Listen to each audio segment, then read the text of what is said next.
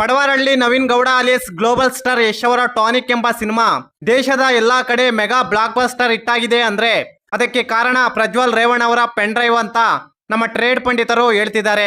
KGF ಸಿನಿಮಾದ ನಂತರ ಯಶ್ ಅವರು ತಮ್ಮ ನೆಕ್ಸ್ಟ್ ಮೂವಿಗೋಸ್ಕರ ಒಂದೊಳ್ಳೆ ಕತೆಗೋಸ್ಕರ ಸುಮಾರು 4 ವರ್ಷಗಳಿಂದ ಒಂದೊಳ್ಳೆ ಕತೆನ ಹುಡುಕ್ತಾ ಇರ್ತಾರೆ. ಅವರಿಗೆ ಸೂಟ್ ಆಗೋ ಕತೆ ಎಲ್ಲೂ ಸಿಕ್ಕಿರಲ್ಲ. ಮಲಯಾಳಿ ಗೀತಕ್ಕನ ಭೇಟಿ ಆಗ್ತಾರೆ. ಅವಮ್ಮ ಬಾಸ್ ಹಾಲಿವುಡ್ ಕಾಲಿವುಡ್ ಎಲ್ಲಾ ಹುಡುಕ್ದೆ ಎಲ್ಲೂ ನಿಮಗೆ ಮ್ಯಾಚ್ ಆಗೋ ರಾ ಕಂಟೆಂಟ್ ಸಿಕ್ಕಿಲ್ಲ. ದಯವಿಟ್ಟು ನೀವು ಹಾಸನದ ಪ್ರಜ್ವಲ್ ರೇವಣ್ಣ ಅವರನ್ನು ಭೇಟಿಯಾಗಿ ಅವರು ಮನಸ್ಸು ಮಾಡಿ ಏನಾದ್ರೂ ಅವರ ಪೆನ್ ಡ್ರೈವ್ ಅಲ್ಲಿ ಇದ್ದ ಯಾವ್ದಾದ್ರೂ ಒಂದು ಕತೆ ಕೊಟ್ರೆ ತಕೊಂಡ್ ಬನ್ನಿ, ಅದರ ಮೇಲೆ ಒಂದೊಳ್ಳೆ ಸಿನಿಮಾ ಮಾಡೋಣ ಅಂದ್ರಂತೆ. ಗೀತಕ್ಕನ ಈ ಮಾತುಗಳು ಕೇಳಿದ ನಮ್ಮ ಯಶ್ ಅವರು ಒಂದು ಫೈನ್ ಡೇ ಪಡವರಳ್ಳಿ ಪರಮೇಶಿ ಪಾನ್ ಮಸಾಲಾ ಅಂಗಡಿ ಮುಂದೆ ಕಾರ್ನ್ ಮೂವೀಸ್ ನೋಡ್ತಿದ್ದ ಪ್ರಜ್ವಲ್ ರೇವಣ್ಣ ಅವರನ್ನು ಯಶ್ ಅವರು ಭೇಟಿ ಆಗ್ತಾರೆ. ಆಗ ಯಶ್ ಹೇಳ್ತಾರೆ, ನೋಡಿ ಪ್ರಜ್ವಲ್ ಅವರೇ, ನನ್ನ ನೆಕ್ಸ್ಟ್ ಮೂವಿಗೆ ಒಂದೊಳ್ಳೆ ಕತೆಗೋಸ್ಕರ ನಿಮ್ಮ ಬಳಿ ಬಂದಿದ್ದೀನಿ. ದಯವಿಟ್ಟು ನಿಮ್ಮ ಪೆನ್ ಡ್ರೈವ್ ಕೊಟ್ರೆ ಅದರಲ್ಲಿರುವ ಯಾವ್ದಾದ್ರೂ ಒಂದು ಸಿನಿಮಾನ ರೆಫರೆನ್ಸ್ ಆಗಿ ಇಟ್ಕೊಂಡು ಅದ್ರ ಮೇಲೆ ಸಿನಿಮಾ ಮಾಡ್ತೀನಿ.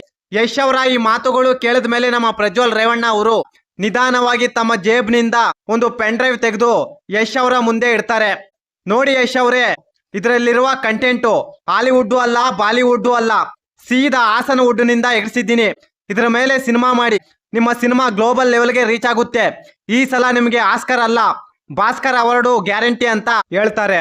ಈ ಪ್ರಜ್ಜು ಕೊಟ್ಟಂತ ಪೆನ್ ಡ್ರೈವ್ ತಕೊಂಡೋಗಿ ತಮ್ಮ ಲ್ಯಾಪ್ಟಾಪ್ ನಲ್ಲಿ ಹಾಕೊಂಡು ನೋಡಿದಾಗ ಯಶ್ ಅವರು ಗಾಬರಿ ಆಗ್ತಾರೆ.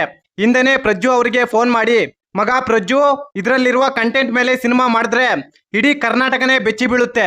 ಈ ಕಂಟೆಂಟ್ ನನ್ನ ಸಿನಿಮಾಗೆ ಅಡಾಪ್ಟ್ ಮಾಡ್ಕೊಳ್ಳ ಅಂತ ಕೇಳ್ತಾರೆ. ಆಗ ಪ್ರಜ್ಜು ಹೇಳ್ತಾರೆ, ಮಗ ನಿಮ್ಮಂತವ್ರಿಗೋಸ್ಕರನೇ ಈ ಸೆಲ್ಫಿ ಆಂಗಲ್ ನಲ್ಲಿ ತೆಗೆದಿರುವ ಸಿನಿಮಾ ಅದು. Selfie making PAN India record. ಅದರಲ್ಲಿ ನಿನಗೆ ಬೇಕಾಗಿರುವ ಎಲ್ಲಾ ಆಂಗಲ್ಸ್ ಯೂಸ್ ಮಾಡಿದ್ದೀನಿ. ಇದಕ್ಕಿಂತ ವಿಷಕಾರಿ ಕಂಟೆಂಟ್ ಇನ್ನೊಂದಿಲ್ಲ. ಕಂಟೆಂಟ್ ಮೇಲೆ ಸಿನಿಮಾ ಮಾಡಿದ್ರೆ ಟಾನಿಕ್ ಹಿಸ್ಟ್ರಿ ಕ್ರಿಯೇಟ್ ಮಾಡೋದಂತೂ ಪಕ್ಕ. ಈ ಸಲ ಪ್ಯಾನ್ ಇಂಡಿಯಾ ಅಲ್ಲ, ಗ್ಲೋಬಲ್ ಲೆವೆಲ್ ನಲ್ಲಿ ಸಿನಿಮಾ ಸೌಂಡ್ ಮಾಡುತ್ತೆ.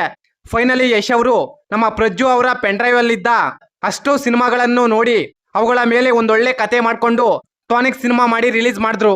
ಇವತ್ತು ಅದೇ ಟಾನಿಕ್ ಸಿನಿಮಾ ಡೇ 1 2,000 ಕೋಟಿ ಕಲೆಕ್ಷನ್ ಮಾಡಿದೆ ಅಂದ್ರೆ ಅದಕ್ಕೆ ಕಾರಣ ನಮ್ಮ ಪ್ರಜ್ವಲ್ ರೇವಣ್ಣ ಅವರು. ಈ ಮಾಹಿತಿ ನಿಮಗೆ ಇಷ್ಟವಾಗಿದ್ದರೆ ಶಿವರಾಜ್ ಇನ್ಫೋ ಯೂಟ್ಯೂಬ್ ಚಾನಲ್ಗೆ ಸಬ್ಸ್ಕ್ರೈಬ್ ಮಾಡಿ, ಸಪೋರ್ಟ್ ಮಾಡಿ. Thank you.